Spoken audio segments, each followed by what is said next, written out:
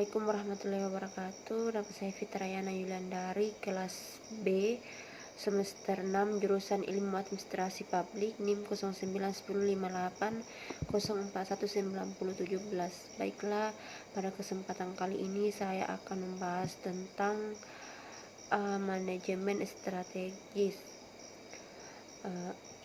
Pengertian manajemen strategis adalah seni dan ilmu penyusunan, penerapan, dan pengevaluasian keputusan.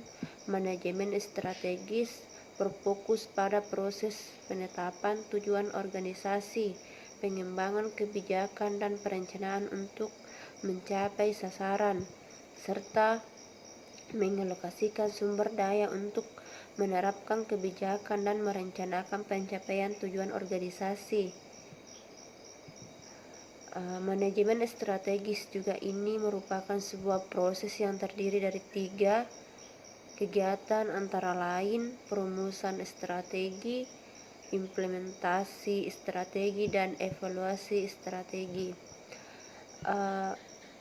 Perencanaan strategi memiliki 8 langkah-langkah. Yang pertama, memprakarsai dan menyepakati suatu proses perencanaan strategis. Yang kedua, mengidentifikasi mandat organisasi. Yang ketiga, memperjelas misi dan nilai-nilai organisasi.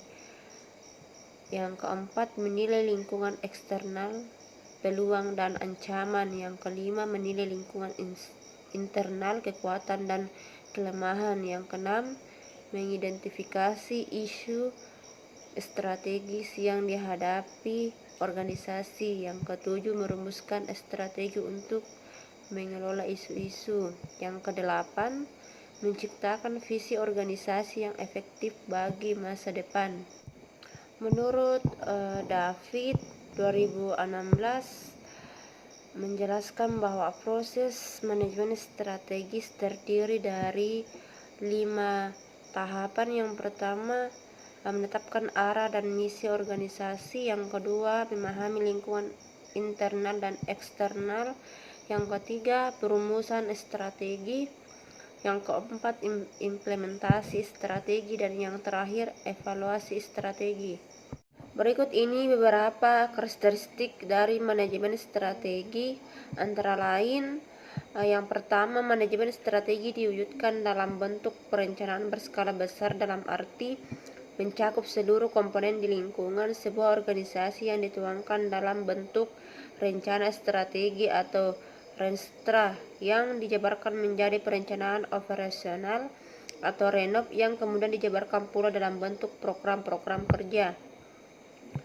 Yang kedua, ada rencana strategi berorientasi pada jangkauan masa depan atau 25 sampai 30 tahun, sedangkan rencana operasionalnya ditetapkan untuk setiap tahun atau setiap 5 tahun. Yang ketiga, visi misi pemilihan strategi yang menghasilkan strategi utama atau induk dan tujuan strategi organisasi untuk jangka panjang merupakan acuan dalam merumuskan Renstra, namun dalam teknik penempatannya sebagai keputusan manajemen puncak secara tertulis, semua acuan tersebut terdapat di dalamnya. Yang keempat, Renstra dijabarkan menjadi RENOP yang antara lain berisi program-program operasional. Yang kelima, penetapan Renstra dan RENOP harus melibatkan manajemen puncak atau pemimpin karena sifatnya sangat mendasar dalam pelaksanaan seluruh misi organisasi. Dan yang terakhir, pengimplementasian strategi dalam program-program untuk mencapai sasarannya masing-masing dilakukan melalui fungsi-fungsi manajemen yang mencakup pengorganisasian, pelaksanaan, penganggaran, dan kontrol. Adapun tujuan manajemen strategi, yang pertama untuk mengevaluasi dan menjalankan strategi yang sudah dipilihnya dengan cara efektif dan efisien. Yang kedua, untuk melakukan evaluasi kinerja, meninjau, mengkaji ulang, melaksanakan penyesuaian dan mengoreksi apabila terdapat kesalahan atau penyimpangan dalam pelaksanaan suatu strategi.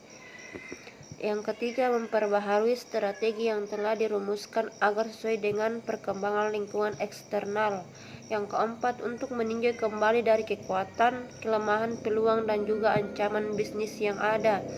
Dan yang terakhir, agar bisa melaksanakan inovasi atas produk maupun barang supaya sesuai dengan selera dan konsumen.